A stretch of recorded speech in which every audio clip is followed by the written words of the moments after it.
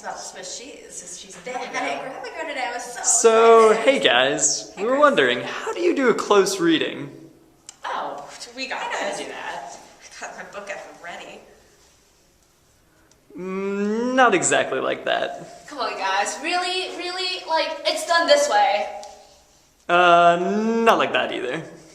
Oh, so how do you do it then? Yeah. Well, let's take a look at that. There are 4 things you need to consider when doing a close reading. Language. Look at the diction or the word choice. What words did the author choose to repeat or emphasize? Narrative. Pay attention to who is telling the story and how it is being told. Syntax. Examine the order in which the words appear. Context. The text doesn't exist in a vacuum, so take note of the historical context and the author's background. Let's try doing a close reading of this passage from Oh, the Places You'll Go by Dr. Seuss. You'll get mixed up, of course, as you already know. You'll get mixed up with many strange birds as you go. So be sure when you step with care and great tact, and remember that life's a great balancing act. Just never forget to be dexterous and deft, and never mix up your right foot with your left. And will you succeed? Yes, you will indeed.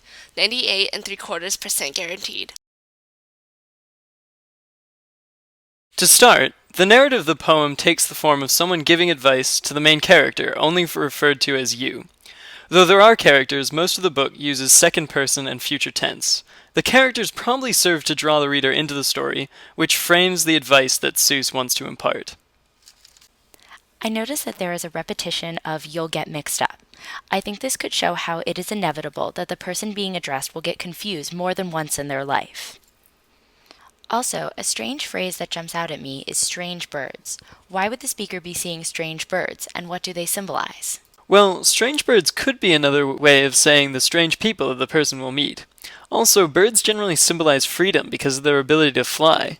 So the speaker could be implying that with freedom, the person being addressed will find many unexpected things. Also, strange could be a synonym for unique, so it could represent how people are unique with different backgrounds and perspectives. Did anyone else notice how the passage starts out pretty negatively but changes to a positive tone later on? That would relate to the syntax of the poem, and that's pretty significant, I think. It's the negative experiences and hardships in life that make you stronger and allow you to get to the great things in life and succeed. And the speaker shows that you will succeed, but with a little caveat of 98.75% guaranteed, which demonstrates that you need to be careful and make good choices. It also adds an element of realism. The poem is stressing that nothing is 100% guaranteed in life.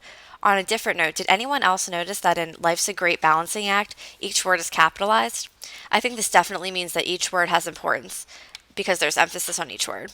I think that this is the central theme of the poem overall that the speaker is trying to convey very explicitly. I also happen to know that this book was published in 1990, making it the last work Dr. Seuss published before his death in 1991. So maybe this book represented the last words of wisdom that he wanted to impart. So that's a close reading. So can we close read other texts, like textbooks or articles? Of course, though you may have to adjust the process for different disciplines and mediums. So, like in a history article, for example, we probably wouldn't talk about the symbolism of the words, but maybe what the author was trying to emphasize, or maybe what biases they have.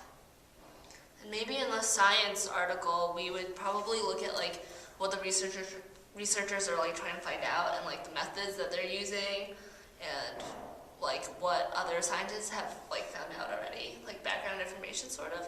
That might be really important to look at. Exactly. While you might have to focus on different aspects of the text, these basic principles are pretty universal, and you can do a close reading of just about anything.